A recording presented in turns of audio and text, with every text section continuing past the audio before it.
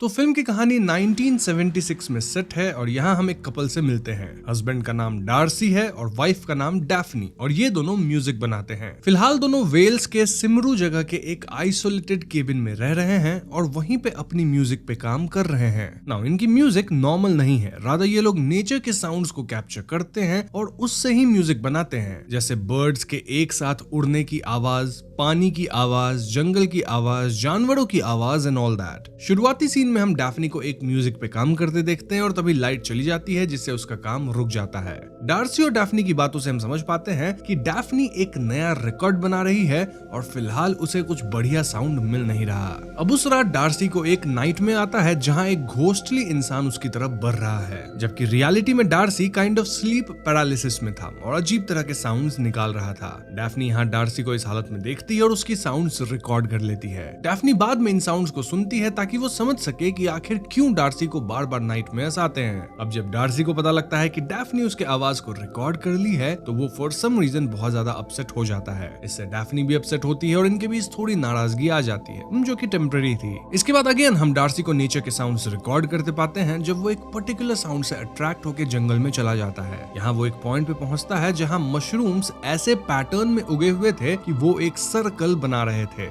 Darcy इसी circle के बीच में जाता है और साउंड रिकॉर्ड करने लगता है, लेकिन तभी उसे अजीब फील होता है जिससे वो अपना होश खो देता है। जब डार्सी को होश आता है तो वो फौरन अपने इक्विपमेंट्स उठा के यहाँ से निकल लेता है। नाउ घर जाके जब डैफ्नी इस साउंड को सुनती है तो वो एकदम मंत्रमुग्ध थी, मानो वो जिस अमेजिंग साउंड की तलाश में थी ना वो उसे मिल गया हो। वो इस साउंड से इतनी प्रभावित होती है कि यहाँ डैफ्नी और डार्सी इंटीमेट भी होते हैं। नाउ इंटीमेसी के दौरान डार्सी एक्साइटेड होकर डैफ्नी के बैक को स्क्रैच कर लिया था और बाद में हम डार्सी को इस बात से प्रभावित होते देखते हैं। डार्सी एकदम से अपने हाथ को देखता है, फिर अपने हाथ ऐसे धोने लगता है मानो उसने कुछ गलत किया हो या फिर उसे अपने हाथ से ही घिन आ रही हो। अब ऐसा क्यों है वो आपको थियरी सेक्शन में पता चलेगा। फॉर नाउ डैफ्नी नोटिस करती है कि एक बच्चा थोड़ी देर से इनके घर की तरफ देख रहा था। एनीवेज आगे डैफ्नी म्यूजिक पे अपने कुछ वोकल्स रिकॉर्ड करने लगती है और इसी बीच डार्सी घर के बाहर फील्ड्स में जाता है। वहाँ डार्सी उस बच्चे को देख पाता है जो कि इनके घर की तरफ देख रहा था और डार्सी इस बच्चे को चेज करके पकड़ता है, देन उससे बातें करता है। बच्चे का कहना था कि वो म्यूजिक की आवाज सुन के इस तरफ आया है और पेशे से वो एक हंटर है। बच्चा बताता है कि वो रैबिट्स को फॉरेस्ट में हंट करके खाता है। इनफैक्ट ये बच्चा डार्सी को अपने साथ फॉरेस्ट में ले जाता है ताकि वो ट्रैप्स वगैरह दिखा सके। बच्चा बताता है कि रैबिट्स या किसी भी क्रीचर को ल्योर करने के लिए पहले ये समझना होता है कि वो क्रीचर किस चीज के लिए हंग्री है। एक बार तुम्हें पता चल गया तो वो चीज उस क्रीचर को ऑफर करो जिससे क्रीचर तुम्हारे पास आके ट्रैप में फंस जाएगा। अब दोस्तों ये बच्चा थोड़ी अजीब बातें कर रहा था, लाइक रैबिट्स दो वर्ल्ड्स को जोड़ते हैं, अंडरग्राउंड और रियल वर्ल्ड, क्योंकि वो जमीन के अंदर रहते हैं, ऑल दैट। जो भी हो डार्सी वापस घर आ जाता है। अब अगली सुबह जब डार्सी उठता है तो ये बच्चा इनके घर पे था और वो डैफ्नी से बातें कर रहा था। वो खुद को इनका नेबर बताता है और डैफ्नी भी बच्चे के साथ अच्छे से पेश आ रही थी। डार्सी बच्चे के घर में आने से थोड़ा अनकंफर्टेबल था, लेकिन डैफ्नी कहती है कि वो यहाँ कभी भी आ सकता है। बच्चे के जाने के बाद नहाते वक्त डैफ्नी यहाँ डार्सी को कन्विंस करती है कि वो बच्चे के साथ अच्छे से पेश आए और उसे साउंड रिकॉर्डिंग वगैरह सिखाए, क्योंकि शायद वो बच्चा सीखना चाहता है। ऐसे में डार्सी वाकई इस बच्चे के साथ थोड़ा टाइम स्पेंड करता है, उसे साउंड रिकॉर्डिंग करना सिखाता है, ऑल दैट। ये लोग अच्छा टाइम स्पेंड करते हैं और कुछ फन साउंड रिकॉर्डिंग भी करते हैं, जैसे मड में वॉक करना, भेड़ की आवाज, इंसेक्ट्स की आवाज एंड ऑल दैट। अब अगले दिन बच्चा फिर से इनके घर आता है और इस बार वो डैफ्नी के लिए एक रैबिट हंट करके लाया था। इसके अलावा बच्चा कुछ गॉड्स ब्लॉसम फ्लावर्स भी लेके आया था जिसका टी बना के डैफ्नी पीती है। बच्चा कहता है कि ये फ्लावर ट्लाइविथ टेग को दूर रखता है और क्योंकि इनके घर के बाहर ये फ्लावर बहुत ज्यादा है तो दे आर सेफ। बच्चा ये भी कहता है कि जरूर घर के प्रीवियस ओनर को ट्लाइविथ टेग से इश्यूज होंगे, इसलिए वो इतने गॉड्स ब्लॉसम्स प्लांट किया है। एंड सिंस ये बहुत ज्यादा है तो बच्चा इनकी मदद कर सकता है थोड़े फ्लावर्स को बर्न करने में। ये सुन के डार्सी और डैफ्नी थोड़े कंफ्यूज थे क्योंकि उन्हें ये तक पता नहीं था कि ट्लाइविथ टेग होता क्या है। और इससे बच्चा कहता है कि वो ओल्ड वंस है और अब इस दुनिया में कुछ ही बचे हैं। Of course Darcy and Daphne को इस ट्लाइविथ टेग की बातें सुपरस्टिशन लगती हैं और वो लोग इस बात को टाल देते हैं। स्टिल बच्चा इन्हें अपने साथ जंगल दिखाने ले जाता है और यहाँ वॉइस ओवर में वो कह रहा होता है कि इस दुनिया और दूसरी दुनिया के बीच एक वेल यानी पर्दा जैसा कुछ है जिसे क्रॉस किया जा सकता है। वो ये भी कहता है कि अगर आप फेरीज को आने देंगे तो वो आपको ऐसे प्लेसेस की तरफ गाइड करेंगे जिससे आप डरते हो। खैर ये बच्चा डैफ्नी और डार्सी को उस जगह पे लेके जाता है जहाँ वो मशरूम वाला सर्कल था और वो डार्सी को सर्कल के अंदर जाने से मना करता है। वो कहता है कि ये एक फेरी सर्कल है जिसके अंदर नहीं जाना चाहिए। बच्चा बताता है कि उसका एक छोटा भाई था जो कि कई सालों पहले रेंगते हुए फेरी सर्कल में एंटर कर गया था, जिसके बाद वो काफी तेजी से ग्रो किया, किसी टोड की तरह ब्लोट हो गया और कुछ दिनों बाद नहीं बचा। बच्चे के हिसाब से उसका भाई हमेशा के लिए एनविन यानी कि द डीप में चला गया। ऑफ कोर्स डार्सी को इन बातों पे भरोसा नहीं था, क्योंकि उसका मानना था कि जंगल के जो लोग होते हैं वो ऐसी कहानियां बुनते हैं और तब बुनते हैं जब आसपास कोई अननोन बीमारी से खत्म हो जाए, तो उसे जस्टिफाई करने के लिए। नाउ आई नो इस पॉइंट पे आप व्यूअर्स थोड़ा कंफ्यूज हो रहे होंगे, क्योंकि यहाँ वेल्श फोकलोर की काफी रेफरेंसेस दी जा रही हैं, और इसीलिए कहानी में आगे बढ़ने से पहले मैं फोकलोर पे थोड़ी बातें कर लेता हूँ। सबसे पहले अगर ट्लाइविथ टेग की बातें करें तो ये वेल्स की फोकलोर का एक मैजिकल और मिस्टीरियस क्रीचर है, जिसे लोग अक्सर वेल्श फेरीज भी कहते हैं। ये बीइंग्स वेल्स के deep forest, lakes and mountains में रहते हैं, और उनके बारे में माना जाता है कि वो कभी इंसानों के साथ दोस्ती कर लेते हैं तो कभी उन्हें अपनी दुनिया में ले जाते हैं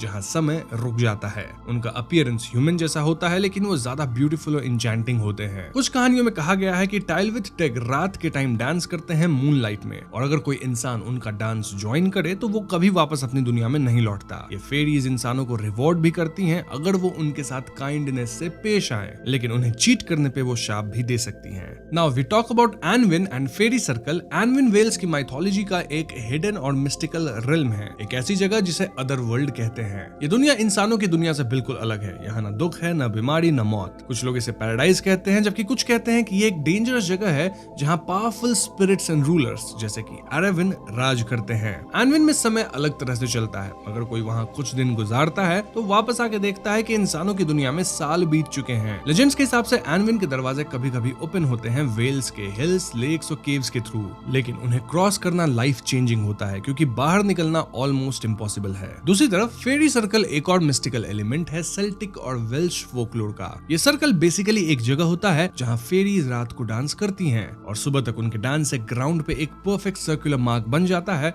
जिसे लोग फेरी रिंग कहते हैं। ये रिंग्स नेचर में मशरूम के फॉर्म में भी मिलते हैं। लोग मानते हैं कि अगर कोई इंसान गलती से सर्कल में चला गया तो वो फेरीज के स्पेल में फंस जाता है। उसके लिए वहाँ कुछ घंटे ही होते हैं, लेकिन रियल वर्ल्ड में साल बीत जाते हैं। फेरी सर्कल एक वार्निंग भी है। हर ब्यूटीफुल चीज हार्मलेस नहीं होती, और कभी कभी नेचर के मैजिक के पास जाना खुद को खो जाने के बराबर है। Anyways, coming back to story, Darcy और डैफ्नी इस बच्चे के साथ वापस घर पे आते हैं, जहां डैफ्नी उसे अपनी पुरानी रिलीज्ड एल्बम्स वगैरह दिखाती है। एल्बम्स की फोटोज देख के बच्चा कहता है कि डैफ्नी वाइल्ड गॉड्स की तरह है, जो कि कभी पकड़ी नहीं जानी चाहिए, वो कभी डोमेस्टिकेट नहीं होनी चाहिए। डैफ्नी इन बातों का अर्थ समझ नहीं पाती और इसे इग्नोर करती है। आगे ये बच्चा अजीब पर्सनल सवाल करने लगता है, लाइक डैफ्नी को अब तक बच्चा क्यों नहीं है। डैफ्नी इस सवाल पे अनकंफर्टेबल होती है, लेकिन बच्चा कहता है कि उसकी माँ इस दुनिया में नहीं है, इसलिए डैफ्नी चाहे तो इस बच्चे की माँ बन सकती है। इनफैक्ट ये बच्चा डैफ्नी को मैम यानी कि माँ कह के पुकारने लगता है। इसके बाद ये बच्चा अपनी माँ की एक ललाबाई गा के सुनाता है, जो कि उसकी माँ उसके लिए गाया करती थी, और डैफ्नी इस साउंड को रिकॉर्ड कर लेती है। डार्सी के हिसाब से ये ललाबाई किसी स्पेल की तरह साउंड कर रही थी। अब रात को डार्सी उस रैबिट के स्किन को हटाने की कोशिश करता है, जो कि बच्चा इनके लिए यहाँ लेके आया था, लेकिन डार्सी ऐसा कर नहीं पाता। दिन सोने के बाद डार्सी को अगेन एक नाइट में आता है, जहाँ वो फिर से उस अजीब घोंसली आदमी को देखता है, जो कि कुछ तो अजीब खा रहा था। यहाँ में एक सीन भी दिखाया जाता है जहाँ वो बच्चा डैफ्नी को एक नुकीली कांटों वाली हेडफोन देता है, जिसे पहनने के बाद डैफ्नी के कान से खून निकल जाते हैं। ऑफ कोर्स ये सब नाइट में ऐसे थे। अब अगली सुबह बच्चा वापस इनके घर आता है, and Darcy was not happy, क्योंकि ये कोई समय नहीं था किसी के घर पे आने का। इस बात को सुन के बच्चा भड़क जाता है, सेइंग कि डैफ्नी बोली थी कि वो यहाँ कभी भी आ सकता है। बच्चा इस बात पे और भड़कता है कि डार्सी रैबिट को बस थोड़ा स्किन करके सरने के लिए छोड़ दिया। बच्चे का कहना था कि वो उस रैबिट को पकड़ा था, मारा था, लेकिन डार्सी इसका इस्तेमाल नहीं किया, उसे बर्बाद कर दिया। डार्सी बच्चे को यहाँ से जाने को कहता है, लेकिन ये बच्चा जोर जोर से डैफ्नी डैफ्नी चिल्लाने लगता है। ऐसे में डैफ्नी आती है और वो बच्चे को गले लगाती है। बच्चा कहने लगता है कि प्लीज मुझे वापस मत भेजो, इवन इफ मैं इस जगह को बिलोंग नहीं करता। डैफ्नी उसे काम डाउन करती है और उसके साथ जंगल में जाती है। यहाँ बच्चा पहले रैबिट की काइंड ऑफ छोटी फ्यूनरल करता है, फिर डैफ्नी को जंगल में साउंड सुनाने ले जाता है। डैफ्नी इस बच्चे के पीछे पीछे एक केव जैसी जगह में एंटर करती है, और इन दोनों के पीछे डार्सी भी चुपके से आ गया था। अब बच्चा तो डैफ्नी को केव के उस पार लेके चला जाता है, लेकिन डार्सी केव में भटक जाता है। डार्सी बार बार डैफ्नी को आवाज लगाता है, और उसकी आवाज केव में गूंज रही थी। डैफ्नी को भी कुछ तो गूंजती आवाज आती है, लेकिन बच्चा उसे केव के उस पार लेके एक अजीब सी जगह पे लाता है, जहाँ ट्रीज ऐसे थे मानो जाइंट क्रीचर्स बैठे हों। वो कहता है कि ये विंडोज ऑफ द वुड्स है, और वो इन्हें डैफ्नी के लिए गाने को कह सकता है, अगर डैफ्नी प्लीज बोले तो। डैफ्नी प्लीज कहती है, और ये बच्चा कुछ तो स्पेल बोलता है, जिससे यहाँ तेज हवा चलने लगती है, which was producing a weird sound. Daphne तुरंत इस साउंड को रिकॉर्ड करने लगती है। वहीं डार्सी केव के अंदर साउंड वाइब्रेशंस फील कर पाता है। डार्सी को ऐसा लगता है मानो बच्चा कह रहा है कि डार्सी के अंदर कुछ तो रॉटन है जो कि अब डैफ्नी पे भी फैलने लगा है। अगर डार्सी को ये सरन रोकना है तो उसे गिरना पड़ेगा। ऐसे में डार्सी अपने सामने एक स्टोन के पास जाता है जिसमें पानी कलेक्टेड था और डार्सी अपना सर पानी में डाल लेता है। यहाँ डार्सी को फिर से नाइट में आता है जहाँ वो अगेन उसी घोस्टली आदमी को देखता है जो कि फिर से कुछ तो खा रहा था। डार्सी इस बार आदमी को डैड कह के संबोधित करता है और ये आदमी डार्सी के मुंह में कुछ तो खिलाने लगता है। तभी डार्सी को होश आता है और वो अपना सर पानी से निकालता है। दूसरी तरफ डैफ्नी अपने होश खो दी थी और जब उसे होश आता है तो वो बच्चे को छोड़ के घर की तरफ भागती है। बच्चा बार बार कहता है कि मुझे छोड़ के मत जाओ और डैफ्नी भी ज्यादा दूर जा नहीं पाती एज वो जंगल में भटक गई थी। ऐसे में डैफ्नी हार के बच्चे से कहती है कि वो उसे घर तक लेके जाए। बच्चा अगेन डैफ्नी से प्लीज बुलवाता है और यहाँ वो डैफ्नी को बार बार मैम कह रहा था, मतलब माँ। जो भी हो डैफ्नी बच्चे के साथ घर आ जाती है। वहीं डार्सी उस जगह पे पहुंच जाता है जहाँ पहले डैफ्नी थी। डार्सी को यहाँ रिकॉर्डिंग के टेप्स मिलते हैं। देन डैफ्नी के रिकॉर्ड का कवर मिलता है जिससे डार्सी हड़बड़ा जाता है। हड़बड़ा के डार्सी एक ट्रैप में फंस जाता है जिससे उसके पैर पे चोट आती है। वहीं घर पे बच्चा आराम से नहा रहा था लेकिन डैफ्नी वाज वरीड कि उसका पति डार्सी कहाँ है। डैफ्नी बच्चे को घर से जाने को कहती है लेकिन वो कह रहा था कि उसे दूध पीना है, ही इज हंग्री। इतना काफी नहीं था तो ये बच्चा बेड पे जाके सो जाता है और रात को डैफ्नी से गुड नाइट किस भी देने को कहता है। डैफ्नी ऐसा ही करती है क्योंकि वो बहुत ज्यादा डरी हुई थी। अब देर रात फाइनली डार्सी घर वापस आता है और उसे देखकर डैफ्नी काफी रोती है। डैफ्नी डार्सी को बताती है कि कैसे बच्चा घर से जा ही नहीं रहा। गुस्से में डार्सी और डैफ्नी जबरदस्ती इस बच्चे को बेड पे से घसीट कर घर से बाहर फेंक देते हैं। बच्चा यहाँ कह रहा होता है कि ये मेरा घर हो सकता है, हम सभी यहाँ रह सकते हैं, ऑल दैट। डार्सी कहता है कि हम तुम्हें नहीं जानते, इनफैक्ट हमें तुम्हारा नाम तक नहीं पता। इस पे बच्चा कहने लगता है कि तुम ही मुझे कुछ भी नाम दे दो एंड देन चिल्लाते हुए थक हार के यहाँ से चला जाता है। बच्चे के जाने के बाद डैफ्नी यहाँ डार्सी के पैर की मरहम पट्टी करती है और डार्सी डैफ्नी से कहता है कि वो एक बात हमेशा अपने अंदर रखा है जो कि वो आज तक किसी को नहीं बताया है। डार्सी के हिसाब से वो बात बोलने से शायद चीजें रियल हो जाए और ऐसे भी डार्सी को हमेशा मन करता है कि वो अर्थ में मेल्ट हो जाए यानी खत्म हो जाए। अब इससे पहले डार्सी इस बात के बारे में कुछ और बताता, ये लोग घर के बाहर आग नोटिस करते हैं। जी हाँ दोस्तों, बच्चा इनके घर के बाहर वाले गोर्स ब्लॉसम को जला दिया था जो कि उसके हिसाब से ट्लाइविथ टेक को दूर रखते हैं। इस आग के इफेक्ट से हमें पूरा घर जलते हुए नहीं रादर मेल्ट होते हुए दिखाया जाता है। अब अगले सीन में ये बच्चा वापस घर में आता है और अब ये घर बिल्कुल डिफरेंट था। आई मीन यहाँ हर जगह पेड़ पौधे उगे हुए थे, मशरूम्स उगे हुए थे, स्नेल्स थे और ऐसा लग रहा था मानो घर के अंदर ही जंगल हो। बच्चा डार्सी और डैफ्नी के बेडरूम में जाता है जहाँ दोनों बड़े प्यार से उसे अपने साथ बेड पे सुलाते हैं। ये दोनों ऐसे एक्ट करते हैं मानो ये बच्चा एक्चुअली में उनका अपना बच्चा हो। इस पॉइंट पे हमें फिल्म का एक पुराना सीन दिखाया जाता है, वो सीन जब ये बच्चा डार्सी को रैबिट हंटिंग के बारे में बता रहा था। तब बच्चा बोला था कि रैबिट पकड़ने के लिए पहले ये समझना होता है कि रैबिट को आखिर क्या चाहिए, उसी चाहत को बेट बनाना होता है। खैर प्रेजेंट में ये तीनों इस जंगल वाले घर में क्वालिटी टाइम स्पेंड कर रहे होते हैं। ये लोग रैबिट से खेल रहे होते हैं, स्लाइम जैसे वाटर से बच्चे को नहला रहे थे, फिर लोग बच्चे के साथ खेल रहे थे, in general quality time spend कर रहे थे। इसके बाद डार्सी बच्चे को एक कहानी सुनाता है टू हेल्प हिम स्लीप। कहानी एक खरगोश की थी जिसे अंधेरे से डर लगता था, लेकिन खरगोश तो अंडरग्राउंड रहता है ना, तो उसे अंधेरे से डरना नहीं चाहिए। खरगोश इसलिए डरता था क्योंकि वो अकेला था, लेकिन फिर रैबिट का एक वाइज ओल्ड फ्रेंड था विच वाज अ बैट यानी चमगादड़। वो चमगादड़ रैबिट से कहता है कि अगर तुम आंख की जगह कान से देखने लगो तो there is no such thing as darkness. Rabbit जब अपनी आईज क्लोज किया तो उसे अपनी माँ की आवाज सुनाई थी जो कि द डीप से आ रही थी। माँ कह रही थी कि माय लव, अब घर वापस आने का वक्त आ गया है और अब तुम साइलेंस की लैंग्वेज सीख लो, मेरे पास वापस आ जाओ, melt with earth and become one with me. हम वापस पुनर्जन्म लेंगे as one creature, maybe a mushroom और ए ह्यूमन। बेसिकली माँ रैबिट को अपने पास बुला रही थी और इस कहानी को सुन के बच्चा सोने लगता है। फिर इस बच्चे के आंख हाथ सब से एक पीली गाढ़ी लिक्विड निकलती है और अगले ही क्षण उस बच्चे की जगह पे एक रैबिट था। डैफ्नी और डार्सी इस रैबिट को उठा के बाहर ले जाते हैं और उसे एक छोटा सा फ्यूनरल देते हैं, ठीक उस जगह पे जहाँ पे वो मशरूम वाला सर्कल था। इसके बाद हम डार्सी को फिर से साउंड रिकॉर्डिंग करते देखते हैं जहां वो फाइनली माइक में अपनी सीक्रेट रिकॉर्ड करता है। रिकॉर्ड इसलिए क्योंकि वो डैफ्नी को सामने से नहीं बता सकता था, इतनी हिम्मत उसमें नहीं थी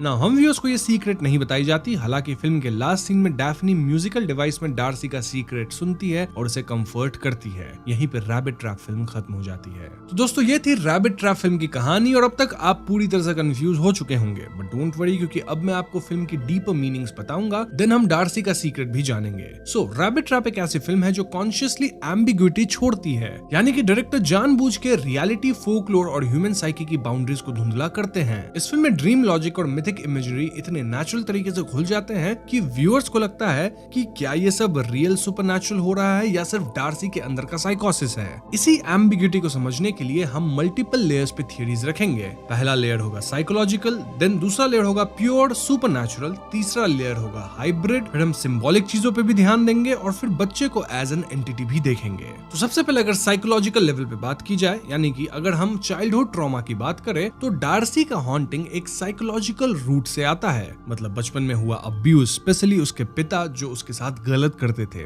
वही उसकी नाइटमेयर्स, गिल्ट्स और सेल्फ हेट का सोर्स है। फिल्म में डार्सी कहता है कि वो एक बात आज तक सबसे छिपाया है और वो बात यही थी कि उसके पिता उसके साथ गलत करते थे। तभी तो डार्सी को अपने पिता के नाइटमेयर्स आते थे एज घोस्ट्स। इस थियरी को कई सीन सपोर्ट करते हैं, लाइक डार्सी का स्लीप पैरालिसिस जैसा बिहेवियर, रिपीटेड घोस्टली फिगर जो उसको खा रहा होता नजर आता है, और उसकी repeated compulsion to wash his hands या स्क्रब हिमसेल्फ। याद है ना कैसे वो डैफ्नी के साथ इंटीमेट होने के बाद अपने हाथ धोने लगा था एज इफ उसने कुछ गलत कर दिया हो। देन वो रैबिट तक को स्किन नहीं कर पाया था। वेल, ये सब साइकोलॉजिकल ट्रॉमा के सोमैटिक एक्सप्रेशंस हो सकते हैं। जब डार्सी फाइनली डैफ्नी के सामने अपना सीक्रेट रिकॉर्ड करता है तो वो मोमेंट कैथार्टिक पड़ता है। फिल्म चाहे उस कन्फेशन का कंटेंट हमें ना बताई हो, फिर भी एक्ट ऑफ टेलिंग को हीलिंग के रूप में दिखाया गया है और इसी से हम अंदाजा भी लगा पाते हैं कि एक्चुअली में डार्सी के साथ क्या चल रहा था। इस थियरी की पावर ये है कि ये फिल्म को इमोशनल वेट देती है, यानी कि रैबिट और चाइल्ड सब मेटाफर्स बन जाते हैं इनर चाइल्ड और लॉस्ट इनोसेंस के। साथ ही जिस केबिन में ये लोग रह रहे थे, मोस्ट प्रोबेबली ये डार्सी के पिता की ही केबिन थी।